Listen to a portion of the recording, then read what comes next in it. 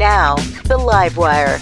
A lot of the people that kind of drew me in and fell in love with my music, and I mean the people that you will find 30 deep in a living room begging me to play this old song that I haven't played in 10 years or that song that I haven't played in 5 years. I mean, they all know, like you said, every single word, and it's just, there's nothing more special.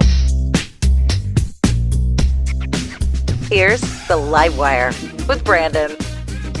We're back at it on the Livewire. I'm your host, Branden, and today's guest is someone who has spent over a decade in multiple bands, traveling the country, chasing stages, chasing songs, and building a life rooted in creativity. She's performed at Red Rocks. She's sung the national anthem at an NBA game for Kobe Bryant and for the Razorbacks. Moments that most artists only dream about. But beyond the stages and the spotlight, she's also my partner in life and the mother of my baby girl, Kalaloo, which makes today's conversation a little bit more meaningful and probably a little more honest. She's lived big chapters, taken bold turns, and continues to evolve in the best ways. Please welcome Sarah Angela to the Livewire. Waiting for you.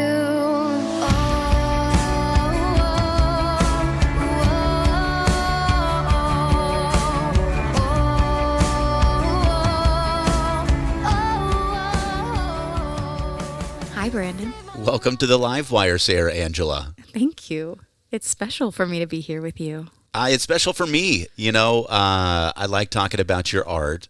The last time we talked about your art was, I don't know, just a few minutes ago, because we literally utilize your art all the time with your photography. But I wanted to talk today more about your music and a little bit about your photography. Wonderful. That you have been just headfirst into lately. Yeah. Absolutely beautiful, by the way. If you want to check out some of her photography, Rael Focused is where you can follow her on Instagram or Facebook.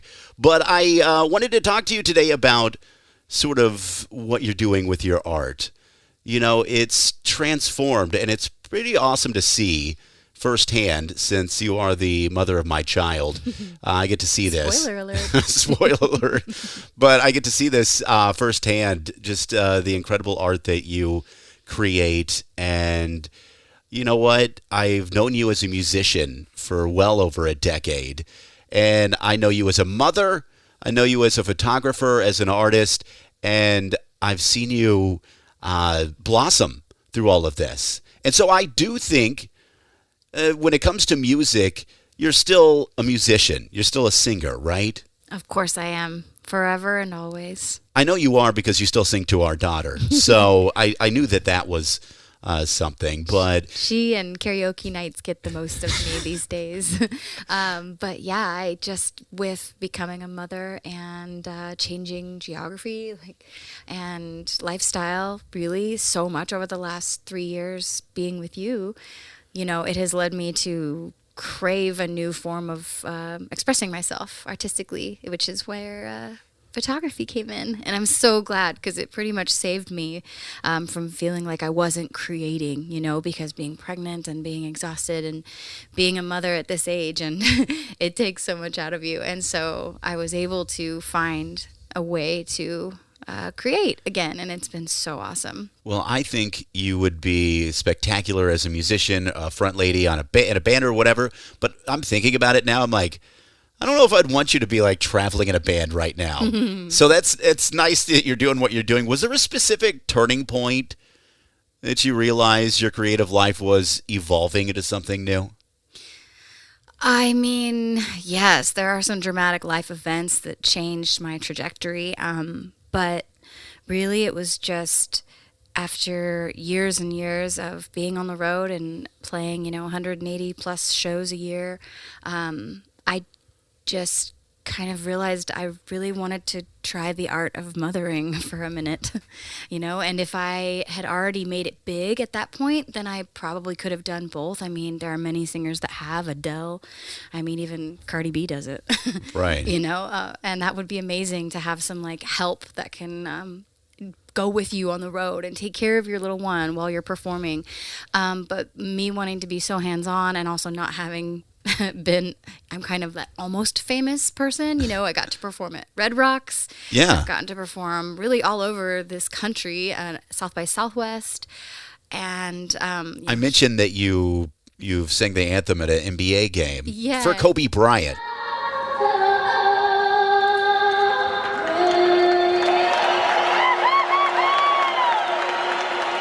it was the Blazers versus the Lakers. That is, It can't was- take that back. Nope. No takesies backsies.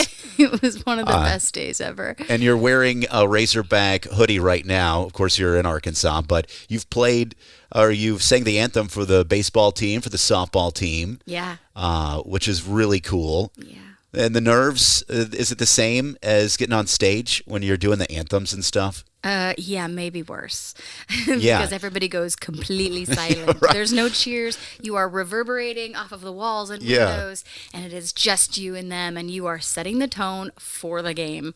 So yeah, it's been a really good time doing that, but also extremely nerve-wracking. But And you yeah. do it a cappella. You don't like. Oh yeah. Yeah, you're not like, all right, hit the tunes. I would You love just sing to it by be yourself. so cool as to get up there with my electric guitar and do that as well, but not yet. Actually, you're the reason that I've played in Northwest Arkansas ever, and I used to all the time. I used to tour in and out of here, and so I would come visit you in the radio station with 3B Media, Yeah. and I would perform live in studio with you guys quite often. I All bet the you time. have some clips of that. I'm sure I do somewhere like in our old computers. So I'd have to go down to the basement and check those out. But what I've done now is because I'm kind of revamping, what you find when you look me up musically, there's really just the one song that I own completely outright that's on Spotify. It's called Down, Deep Down.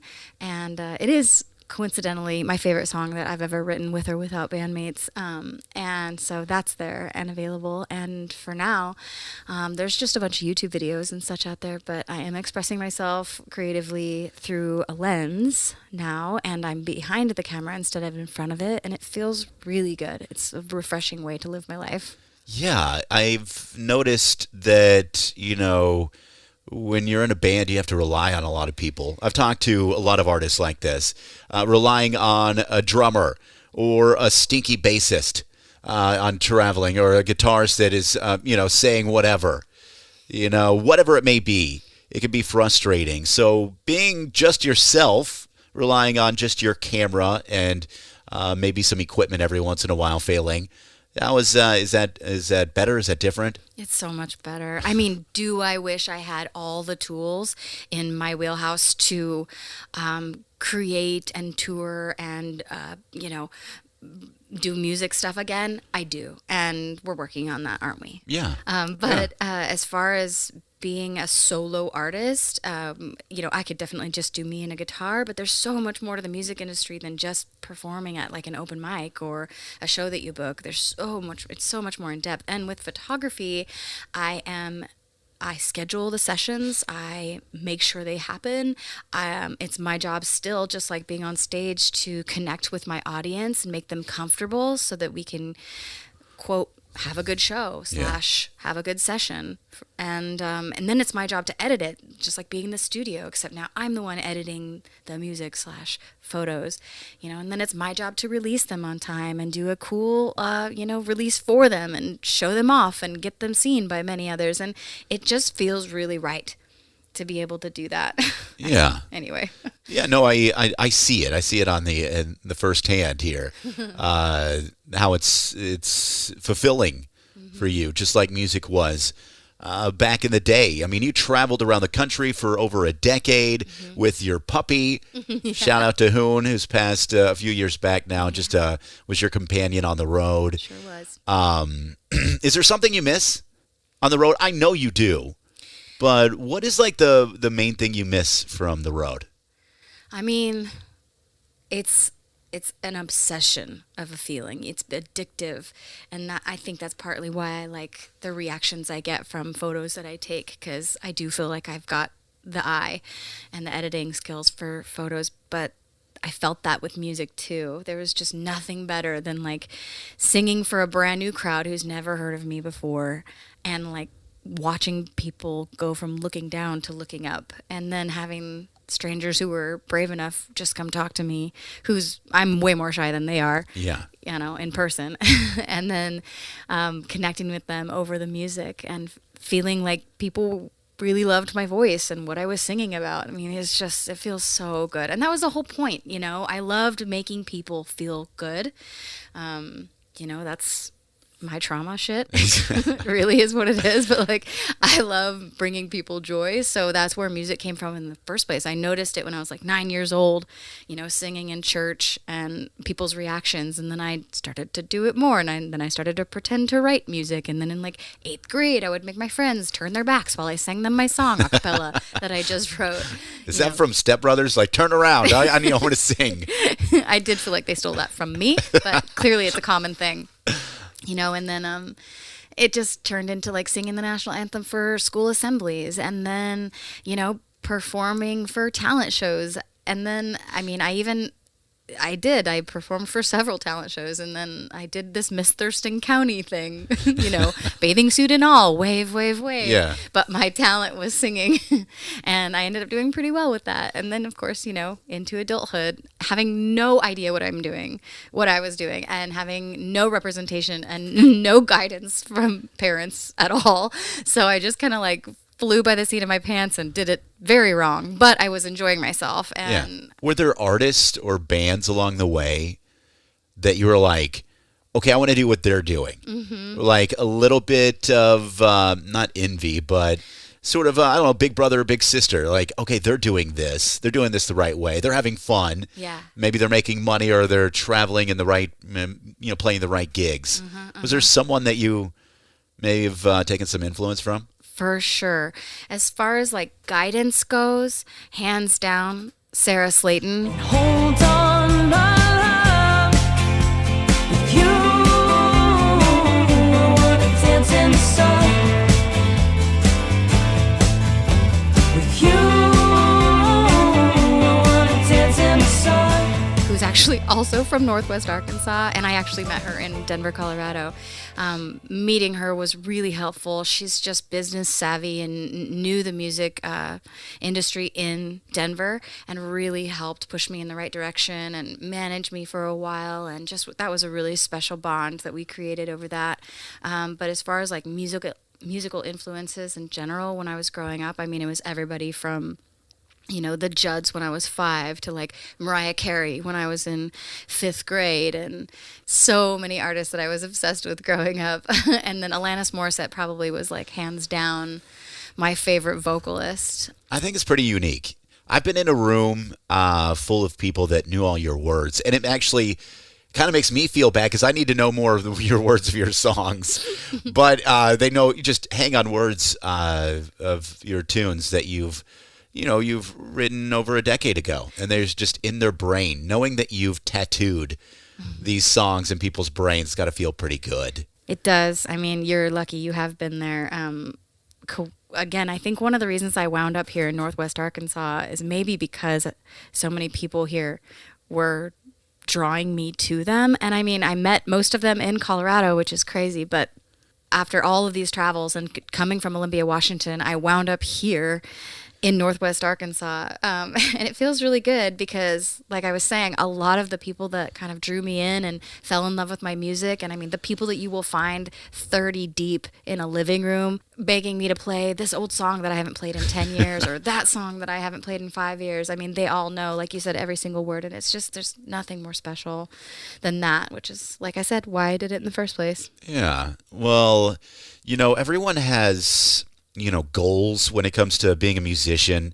When you were younger and you thought, I want to go on the road, I want to do this. This is what I want to do. These are like my main goals. And obviously you said, I want to make it big. That's kind of was the quote. I want to make it big. But a lot of people have, different interpretations of making it big. You've been on the stage at Red Rocks. Please welcome Red Rocks Theater, Sarah and the Meanies.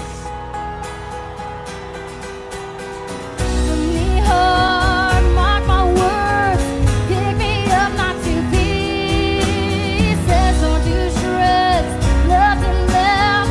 My heart's beating right out of my chest. So should I stay or should I've talked to Everclear, and all he wants to do is play on the stage at Red Rocks.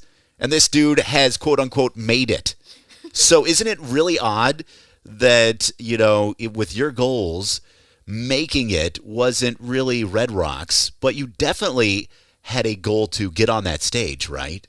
Oh, yeah. I mean, that was a for sure dream come true and by far one of the best days of my life. I mean, I got to sign the wall, the concrete wall within the rocks, back there in the hallway where you can see literally signatures from the Beatles, Alicia Keys, like every artist you can ever think of that has ever played there has signed that wall in that hallway. So it was like walking through a mirror.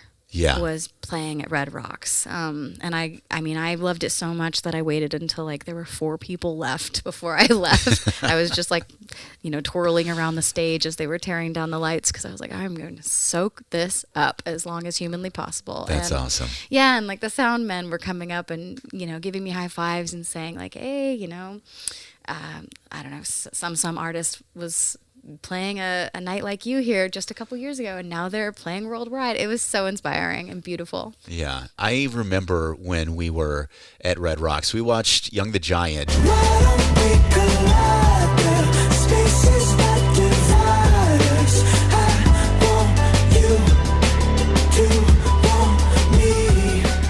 But then we went down into the museum part of Red Rocks, and you're like, it was almost like going to your school or something, because you're like, oh, come here, I've got a plaque on the wall at Red Rocks.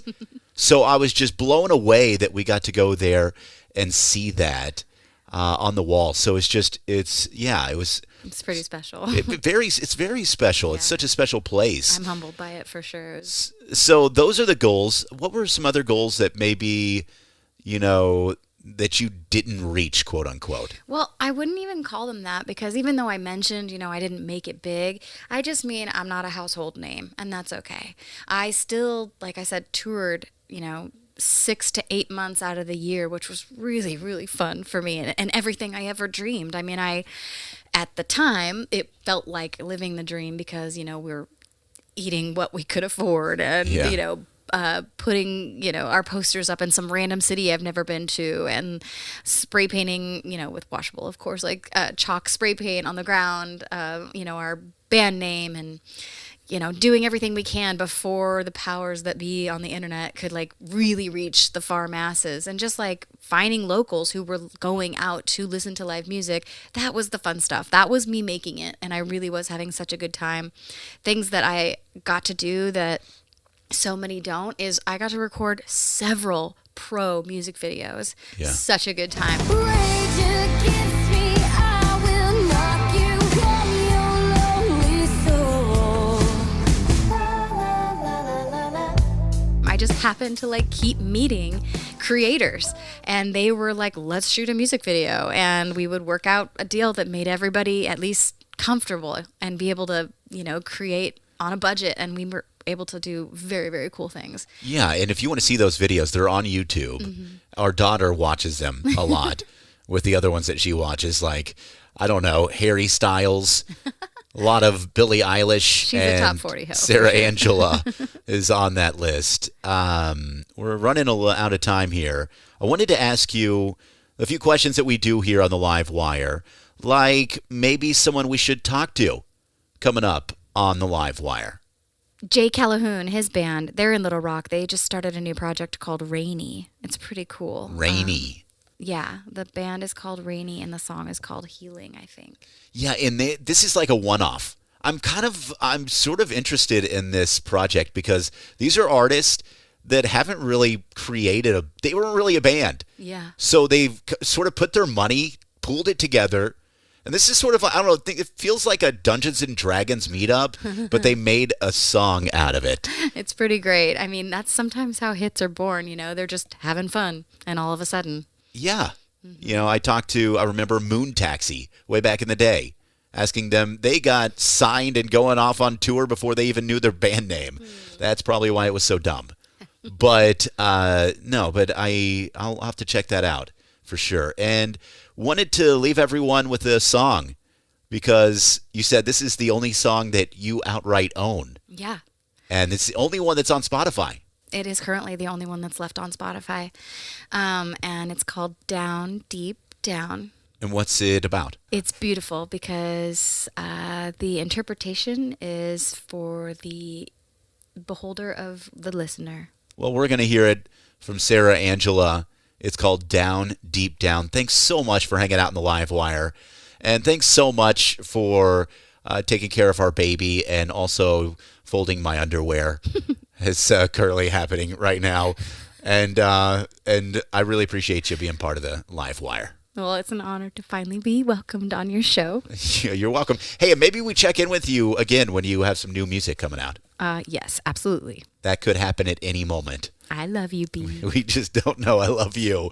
Here we go. Let's listen to this song. It's Sarah Angela. It's called Down, Deep Down. You've been listening to The Livewire.